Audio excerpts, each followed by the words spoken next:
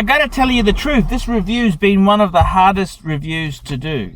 And this is for Wolf Snake 7. And I gotta tell you the truth, I went and looked at every watch he's referenced here. And I went and had a look. He paid $50.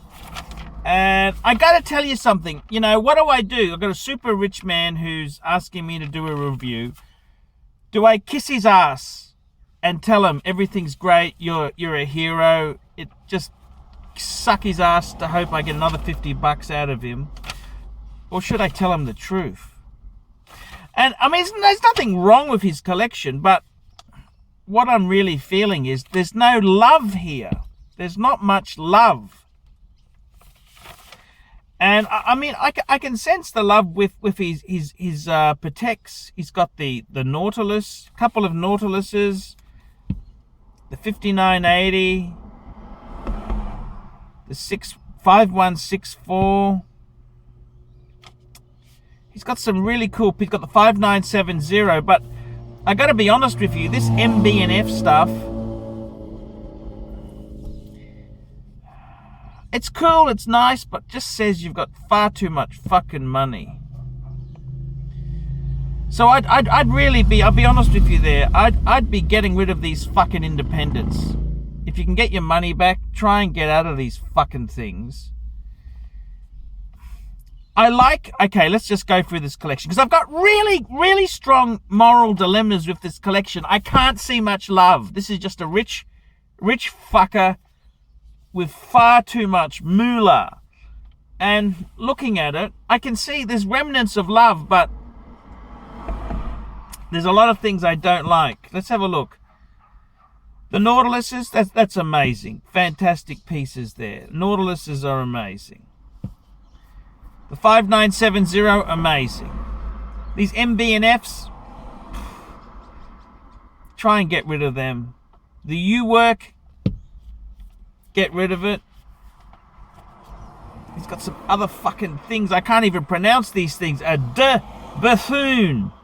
He's got a YHTH1 and a Perry de Roche TNT Royal Retro. Man, get rid of those independents. Ditch them. So keep your Pateks. Get rid of the MB&F. Add Rolex Sports, vintage Rolex Sports. You've got some nice pieces here. You've got the AP 15400. I love that model. It's a great model. You've got an AP Offshore Forged Carbon Diver. Okay. Tudor Snowflake. Okay. Seiko Gem 1, okay. Rolex GMT 2, that's the Batman, okay. Panerai 389, yep. Omega Seamaster James Bond 50th anniversary, okay. I don't really like anniversary watches, but okay. The Brumont, get rid of it. The Universal Geneve from the 30s. I don't know what to say.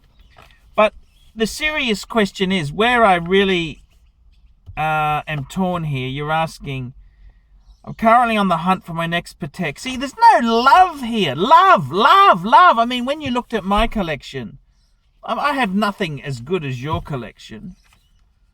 But, you know, when I had the Archie 5, there was fucking love there. I loved every piece of them. I mean, my dream Patek now, my dream Patek is a 5396. It's an annual calendar, fairly simple compared to these ones on your list. I'd love to, I don't even know whether I will get it eventually, because it's so expensive. Well, to me it is anyhow. And if it comes, great. If not, that's okay. But there's the love for these things. You don't ask the question, which one would you recommend and why? It sounds like something's missing in your life. When you're asking me, do you get a 5004 in platinum or rose gold? Or a 1463 steel? I mean, a collector, a serious collector who loves the things they love would know the answer. They know which one. And rightly or wrongly, they'll fight to the death for the one they love. I'm sort of, my own view is personally, any of these things, which ones do you love? It's really comparing the individual pieces. Which one's in the best condition? Which one do you really like? That's what's important. I mean, for someone as yourself who's so wealthy, even investment potential doesn't really matter. So my advice to you is these ones, 5004P, 5004R, or a 1463 in steel. Get the individual pieces and see which one you love most. Which one would I recommend and why? Well, that's not the sort of question you should be asking. You should know which one is the one that sings to you. You should know which one is in the best condition. I mean, it sounds like you're asking why. Why? None of these things are necessary. These are all superfluous things. They're not really going to make you happy. If you think the possession of these things will make you happy, you're a bit wrong there. So I can't answer that. You need to look at the individual piece. And what I would say is always buy the one that sings to you. Buy the one that's good value. The one that is in great condition. And the one you really love. That's the answer. After that, you're going to acquire a 3448 or a 3450. Which would you go for and why? Again, this is not the sort of question someone who loves this sort of shit should ask. It's like going to someone who loves Ferrari and someone who loves E-Type Jaguars and say, do you go for the Series 1? Do I go for a Series 1 3.8? Do I go for a 1.5 4.2? Or do I go for a Series 1 4.2? Which one and why? Which one do you love? Which one do you look at and think, fuck, that's a horny car? It's the same thing. These things, they're all beautiful, gorgeous things. It's not for me to argue one way or the other. It's you got to know this. You shouldn't be buying it. If you're asking that question there, I think you should not be buying them. Okay, that's my own view. If you're saying, you know, I'm not some New Yorker desperate for a job. I'm going to justify why I deserve the job over Dick Nose next door. Fuck off. I'm an independent. You know, I'm an independent person. I don't give a fuck. I don't give a fuck which one of these you buy. It's not my money. It's not my collection. I really couldn't care. So, you know, this is something you should look at the pieces individually. Which one sings to you? Which one's the best price you considered value? I mean, come on. If you're this rich, you know how to evaluate good and bad deals. You didn't make this sort of money being a dickhead. So, which would you go for and why? Whichever one you love. That's what I would say. Also considering a 5565 in steel.